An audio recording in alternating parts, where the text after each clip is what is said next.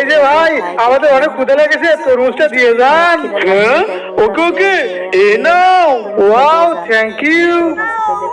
হ্যাঁ, আরে এটার ভিতর তো তরমুজ নাই।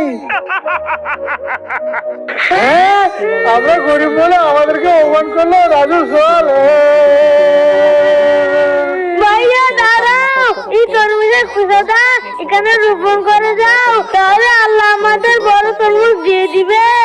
ওকে রাজু, মাটি ঘুরে গর্ত করে দেই, এবার তরমুজের খোসাটা দিয়ে দেই। রাজু তুই এখানে থাক, আমি পানি নিয়ে আসি। এই তো পানি, এখান থেকে পানি নিয়ে নেই। এই না না না না।